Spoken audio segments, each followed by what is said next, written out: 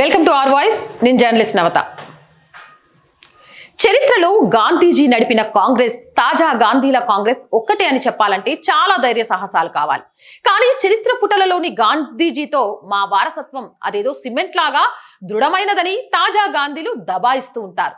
కాబట్టి గాంధీజీ కాలం నాటి కొన్ని అవశేషాలను మనం అవసరార్థం తీసుకోవచ్చు. ఉదాహరణకి చరిత్రలోని గాంధీజీకి అత్యంత ప్రీతిపాత్రమైన 3 కోతులు మనందరికీ తెలిసినాయి. 3 కోతుల బొమ్మ ఒకటి మనం ఎక్కడైనా చూస్తూ ఉంటాం. చెడు వినవద్దు, చెడు అనవద్దు, చెడు చూడవద్దు. ఈ సూక్తిని జాతికి బోధిస్తున్నట్లు ప్రతీకాత్మకంగా ఉంటాయి ఆ 3 బొమ్మ కోతులు. ఇప్పటికీ కాంగ్రెస్ కి ఆ కోతులే ఆదర్శం అంటే నమ్మాలి. నేటి కాంగ్రెస్ గాంధీలు సొంత పార్టీలో అక్రమాల గురించి వినరు.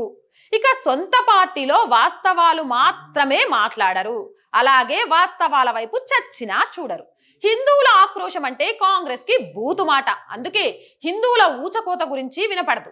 హిందువుల మీద అత్యాచారాలు, హిందూ ప్రార్థనా మందిరాల మీద దాడులు అన్యాయమని ఏనాడు అనరు. హిందువుల మీద జరిగే దాడులు వార్తలను కన్నెత్తి చూడరు.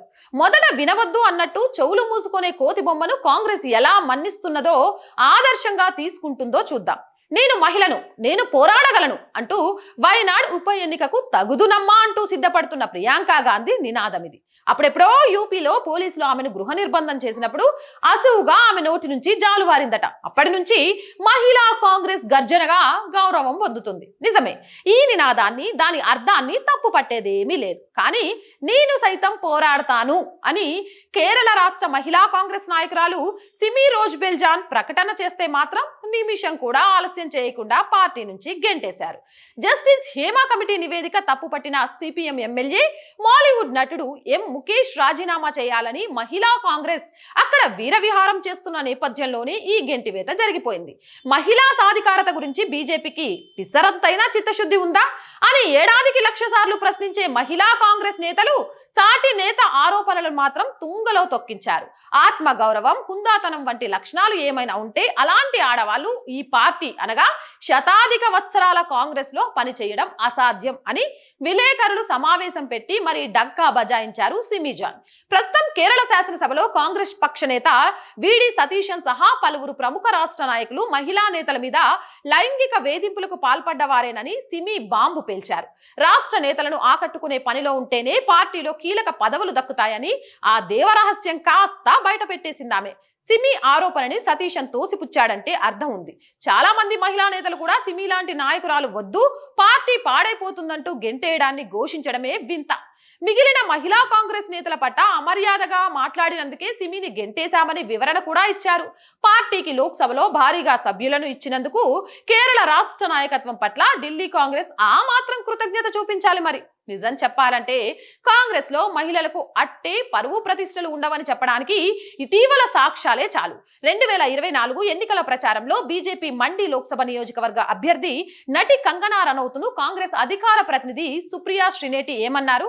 మండిలో ఆమె ధర ఎంత అనే కదా. కాబట్టి బయట వారి లోపాలు చూసినంతగా లోపల వారి ఆక్రోశం గురించి కాంగ్రెస్ వినదు, పట్టించుకోదు. ఇక రెండవది, చెడు అనవద్దు. ఇది ప్రకటించే కోతి కూడా ఆదర్శమే కాంగ్రెస్ పార్టీకి. మమతా బెనర్జీ నోరున్న నాయకురాలు, ఏదో ఒక నాటికి పనికొచ్చే నోరు కదా అని ఉండి లేనట్టు ఉన్నా ఇండీ కూటమి దింపుడు కళ్ళం ఆశ. ఇది సరే, కోల్కతాలో ఆర్జీకర్ ఆసుపత్రిలో ఒక మహిళా వైద్యురాల్ని అతి దారుణంగా చంపారు. దేశం మొత్తం అట్టడుగుతుంటూ ఉడికిపోతుంది. బెంగాల్ ముఖ్యమంత్రి పీఠం నుంచి మమతా దిగిపోవాలని కోరుతూ జనం పోటెత్తుతున్నారు. అయినా ఆ విషయం గురించి రాహుల్ గాంధీ మాట్లాడరు. విలేకరులు గుచ్చి అడిగితే తన దృష్టి మళ్లించవద్దంటూ సమాచారం దాటేస్తారు. ఈ రకంగా తమకు పనికొచ్చే నాయకుల దారుణాలను, మిత్ర ధర్మాన్ని గౌరవించుకుంటూ బయటికి అనరు. ఇక సందేశ్ కలి గొడవలప్పుడు కూడా ఇదే ధర్మంతో వారు ఏమీ అనలేదన్న సంగతి ఇక ఇప్పుడైనా గుర్తించాలి. గొడ్డు మాంసం తిన్నారన్న కారణంగా హర్యానా, మహారాష్ట్రలో 2 మైనారిటీ వర్గం వారిని కొందరు కొట్టి చంపారన్న వార్త మానవత్వం ఉన్న వారిని ఎవరైనా కదిలిస్తుంది. రాహుల్ గాంధీని కూడా కదిలించింది. అయితే మానవత్వంతోనే అది కదిలిందా అన్నది 1,00,000 ఓట్ల ప్రశ్న. ఎందుకంటే బంగ్లాదేశ్ లో ప్రధాని షేక్ హసీనా పీఠం దిగిపోయాక ఉరిమి మంగళం మీద పడ్డట్టు ఏవీ సంబంధం లేకున్నా అక్కడ ఉన్న హిందువులే లక్ష్యంగా చేసుకున్నారు. జమాతే ఇస్లామీ అనే ఉన్మాద సంస్థకు సంపూర్ణ స్వేచ్ఛను కట్టబెట్టింది తాత్కాలిక ప్రభుత్వం. అసలే కోతి ఆపై కళ్ళు తాగింది అన్నట్టు అసలే ఐఎస్ఐ కుట్ర. దీనికి తోడు జమాతే ఇస్లామీ తోడైంది. అక్కడ హిందూ దేవాలయాలు కూలుతున్నాయి. హిందువులే కాదు, సిక్కులు, క్రైస్తవుల్ని కూడా ఊచకోతకొస్తున్నారు. అన్నారు. అయినా అటువైపు చూడరు రాహుల్ గాంధీ. ఆ విధంగా చెడు చూడకు అన్నట్టు ఉండే మూడో కోతి బొమ్మ రాహుల్ కు కాంగ్రెస్ కి ఆదర్శంగా నిలుస్తుంది. ఏదేమైనా చెడు వినకు, చెడు మాట్లాడకు, చెడు చూడకు అన్న మూడి కోతి బొమ్మల కథను నిజం మాట్లాడకు, నిజం వైపు చూడకు, నిజాన్ని వినకు అంటూ ఈ రోజు కాంగ్రెస్ పార్టీ అవలంబిస్తుంది. అవునంటారా కాదంటారా? కామెంట్ సెక్షన్లో పెట్టేయండి. మోర్ వీడియోస్ కోసం మన ఛానల్ వెంటనే సబ్స్క్రైబ్ చేయండి. నచ్చిందా? లైక్ చేయండి, షేర్ చేయండి, సపోర్ట్ చేయండి. ఆర్థికంగా ఈ ఛానల్కి మీ అందరి సపోర్ట్ చాలా అవసరం. సపోర్ట్ చేయాలి అనుకునేవారు సబ్స్క్రిప్షన్ పక్కనే జాయిన్ అనే బటన్ ఉంది. 1 to 5 లెవెల్స్ ఉన్నాయి. ఏదో ఒక లెవెల్లో సపోర్ట్ చేయండి. స్క్రీన్ మీద గూగుల్ పే, ఫోన్పేతో పాటు అకౌంట్ డీటెయిల్స్ కూడా ఉన్నాయి. అలా అయినా సపోర్ట్ చేయొచ్చు. వ్యాపార ప్రకటనల కోసం కూడా ఆర్ వాయిస్ని సంప్రదించవచ్చు. 8328500576 నెంబర్కి కాల్ చేయడం ద్వారా. So please subscribe our channel, support our channel. Jai Hind.